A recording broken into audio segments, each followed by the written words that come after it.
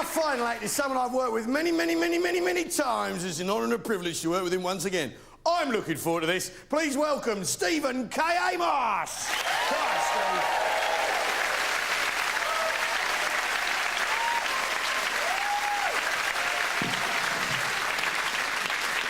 Now, let's be honest, I've got quite a big head. And all through school, I was chanted and teased, moon boy, moon boy. Now you see him, oops, you still do. Sit down, Steve, take the weight off your neck. Yes, I heard you. But I'm fighting back. I'll tell you a bit about myself. I've got a twin sister. We're very close. However, I get asked a couple of questions on a regular basis. One of them is, are you identical? Now, I can assure you she's not 6'2" with sideburns and a huge clitoris. Although I couldn't personally vouch for that. The other question I'm asked on a regular basis is, do you feel pain at the same time? And as a child, I used to take advantage of that by going, there's my sister, creep up behind her, punch her in the face. And I would feel the pain in my jaw through laughter.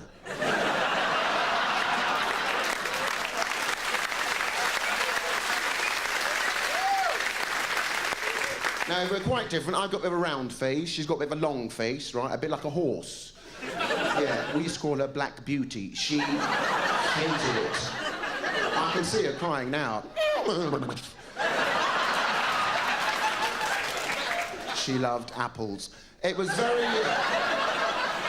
running, jumping, that sort of thing. There had to be a fence. Basically, we're quite tough growing up at school because when we were little kids, we weren't even allowed pets, right? I can see some young people here. We've got some young student-y types in. You boys, student boy, hello. You know nothing of our world.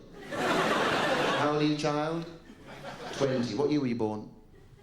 1986. Do you hear that noise? That's called jealousy. There are people in this sauna with underpants and socks older than you. You know who you are. It's a different world for you lot. Me and my sister, we badgered our parents. They relented. They got us 2 twin cats, Mimi and Moo. Ah. Unfortunately, Mimi had a bowel problem. Kept shitting and pissing everywhere. Even on our beds, which frankly took the heat off me.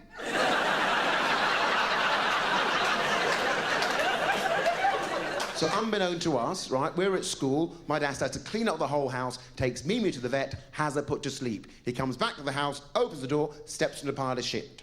He'd taken the wrong cat. I know.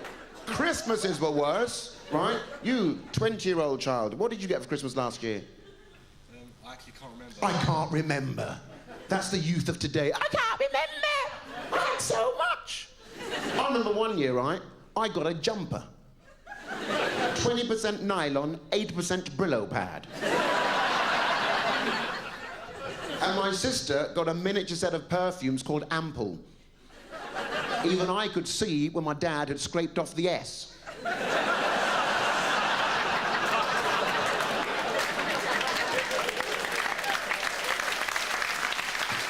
And apparently we ruined Christmas. So it's really fun that I'm fighting back, folks, about perception. So I go all over the world trying to find comedy and connect with people. I was lucky enough to be in Australia. Child, have you been to Australia? No, cool. You've got to go, son. They've got everything there. Sun, sea, sand. You've got to go. I went to a place called Adelaide. Now, folks, I don't know if you've been to Adelaide, but I had no idea the Australians had invented time travel. What year is it in Adelaide? The mullet is alive and well. And in the city centre, they've got a tram, just one tram. The job of the tram is to go to the beach and back, the beach and back. That's all this thing does, right? I got on said tram, the guy who works on the tram comes up to me and he goes, mate, do you want to return? Why, no, I live in the sea. A one-way ticket to Atlantis, please. Watch me swim away. Man from Atlantis? On I was also very much aware that in Adelaide there's an ageing population problem. So the local government had deemed it necessary to offer young people $3,000 to have a baby. I think that's outrageous. However, I was there for 7 weeks. I've got a high libido.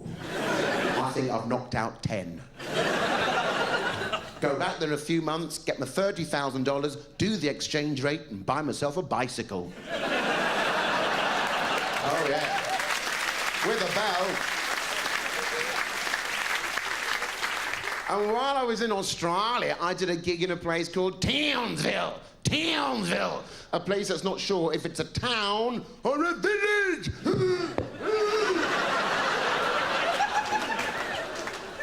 To give you an idea of Townsville, it's the sort of place where the people there still point at the moon.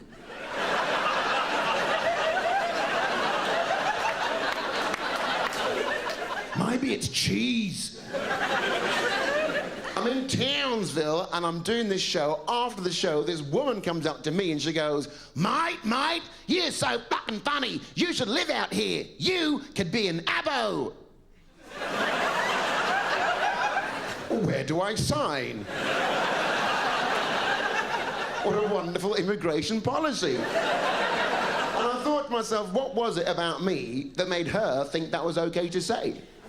I repeated that at the next gig in Townsville, and somebody at the back of the room went, "Your nose?"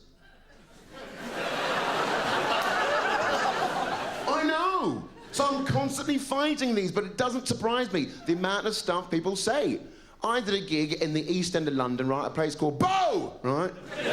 Full of geezers, real men who can barely read, but nonetheless, you know what I mean? The sort of bloke that goes, "All right, mate, how's your father?" "Sod off, I don't know me father." Slag. That kind of stuff. I thought, I need this audience to love me straight away. What can I use as my opening line? And I said, "Hi, folks, is there anybody in from overseas?" A little voice at the back went, "Yeah, mate, you!" I didn't understand. At the end of the gig, the same young man, not too dissimilar in age to you, right, comes right to my face and goes, "Oh, mate, I never fucking knew black people were funny."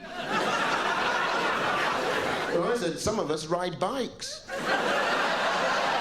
have been known to ski, work with rudimentary tools." He didn't know what I meant. And at the same gig, a bloke comes up to me and he goes, mate, can I tell you a joke?" I went, "All right then." And he goes, "There's this coon, yeah?" And I said, "I beg your pardon." And he goes, "Not you." Why, pray continue, Oscar Wilde. Impress me with your prose. And that reminded me of a gig I did in Leeds, up north. Anyone in from Leeds? Of course not. Leeds! They talk like that! Hello! Can I be your friend? Even when you're standing there. I drove into Leeds. "That's right, son. I've got a car."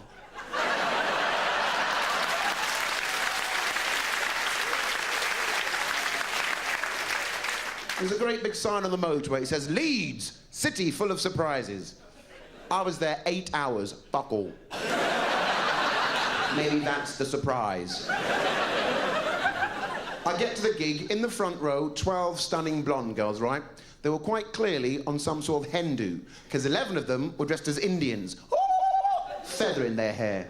One of them was wearing a sari.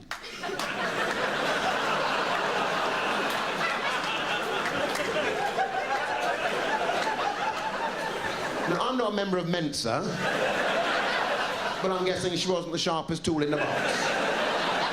Can you imagine her getting that phone call? Yeah, Sarah's due. We're all going as Indians. I'll see you there."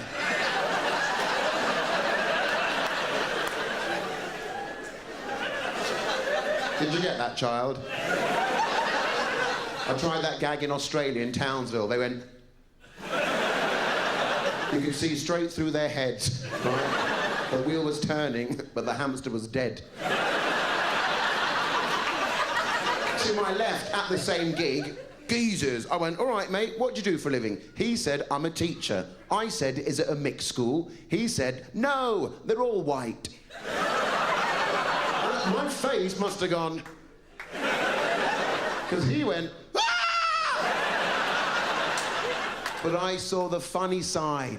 And that's what it's all about, folks. Seeing the funny side of each other, embracing our differences. I know nothing of your world, child. But I do know it's Christmas soon. We can work together. We're both the same, right? If you cut me, do I not bleed? I'll stab you back! But I mean, I've got a feeling, young man, that you will remember this show more than anybody else. You're still 20, at the age where you're exploring your body. And you know what, son? The next time you do, you're going to see my face. Good night. Thank you very much.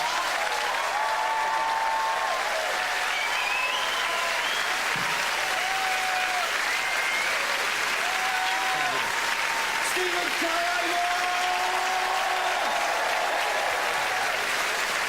Well, that's all from us at Edinburgh and beyond. Please put your hands together for all the acts you've seen tonight. I'm Al Murray, the pub landlord. You're watching Paramount Comedy. Good night.